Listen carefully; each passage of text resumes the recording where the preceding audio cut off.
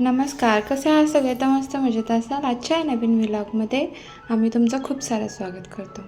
तर आज आम्ही घरी काजळ बनवणार आहे. तर त्यासाठी या दीदी मला हेल्प करायला, त्याने घरीच बनवतात. मग मी म्हटलं त्यांना तुम्ही मला सांगा की कसं बनवायचं, एकदा बघून घेतो. तर त्यांच्या इकडे कसं बनवतात काजळ ते आपण आज या व्हिडिओमध्ये बघूयात. तर चला. तर सगळ्यात आधी काय केलं, यामध्ये कडुलिंबाची पानं वाळवून घेतली, थोडं बदाम आणि थोडा ओवा, अशा पद्धतीने सगळं आपण एका कापसामध्ये सगळं आपण हे असं घालून घ्यायचं.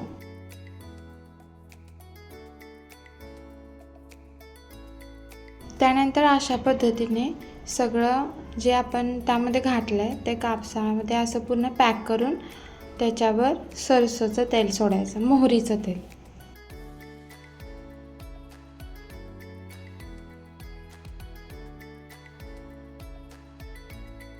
त्यानंतर एक वाटी घ्यायची, त्यामध्ये जे आपण कापसामध्ये सगळं जे पॅक केलं होतं ते सगळं ॲज इट इज त्या वाटीमध्ये पुन्हा मोहरीचं तेल घालून सगळं असं डीप करून घ्यायचं.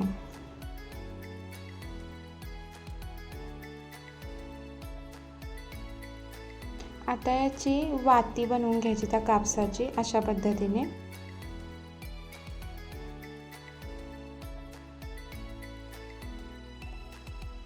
मग अशी ती वाती पेटवून साईडला 2 वाट्या ठेवून त्याच्यावर एक प्लेट ठेवून द्यायची अशा पद्धतीने, म्हणजे जे काही वात जळत राहील आणि अशा पद्धतीने आपलं काजळ जमा होत राहील.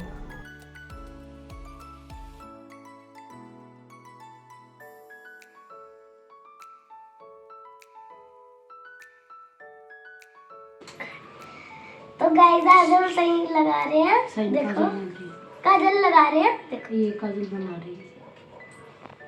ये देखो देखो इसने लगा दी। ये डाल दी, देखो इधर दिखाओ। हाँ,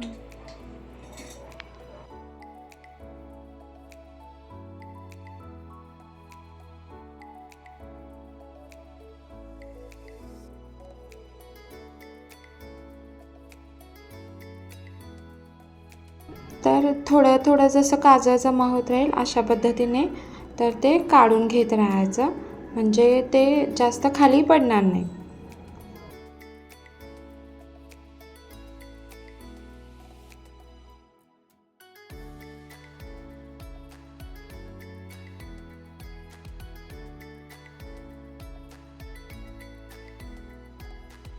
तर मुलांना काही सुट्ट्या होत्या, एक्झाम चालू आहेत त्यांच्या, अनया फक्त नव्हती घरी, त्यामुळे सगळेच असे जमलेलो आम्ही काजळ बनवायला. तर असा काहीसा हा सीन चाललेला. आता पूर्ण काजळ बनवून झालं, म्हणजे काही वाटीला वगैरे लागलं होतं थोडंफार काजळ, ते सुद्धा मी काढून घेतलं. तर इतकं सारं काजळ आज तयार केलं आम्ही.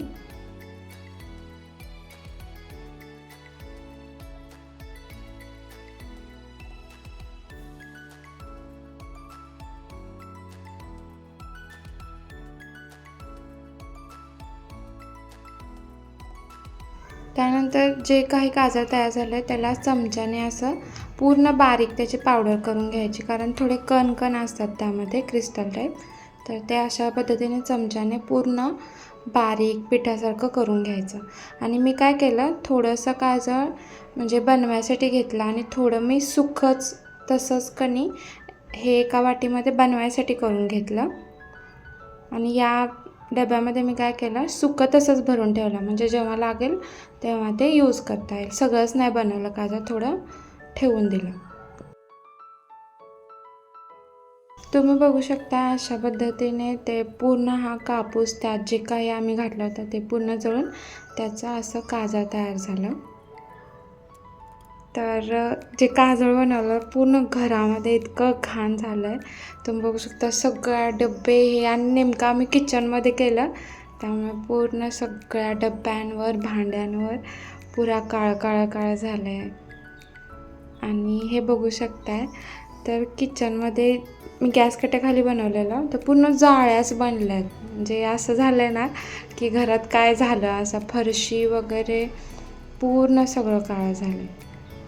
आता यामध्ये थोडंसं खोबरेल तेल घातलं आम्ही आणि अशा पद्धतीने ते एकदम मिक्स करून घ्यायचं सगळं बोटाने. आणि थोडंच घालायचं खोबरेल तेल, जास्त घातलं तर ते मग गाजर पातळ झालं ना तर ते पसरतं. त्यामुळे एकदम जरा घालता येईल असं घालायचं आणि अशा पद्धतीने बोटाने पूर्ण ते मिक्स करून घ्यायचं.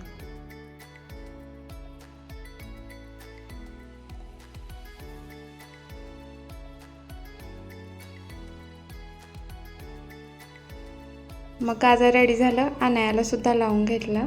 तर खूप मला इतकं आवडलं ना गाजर, तर बघू शकता मी दाखवते तुम्हाला. म्हणजे असं घातलं असं वाटतच नाही आहे. बघा अनायाचे डोळे, अनाया जास्त लाल झाली. असं वाटतच नव्हतं की जास्त म्हणजे घातले गाजर. मी पण माझ्या पण डोळ्यात त्यांनी घातलं तर डोळे खूप छान वाटत होते. माझं मलाच आवडायला लागले. तर आम्ही दोघींनी गाजर घातलं असं वाटतच नाही, म्हणजे पसरलं पण नाही. बघूयात थोड्या वेळाने काय होतं. पण एकदम लाईट आणि छान. आणि डोळ्यात घातल्यावर असं डोळे असे गार मला तर वाटले.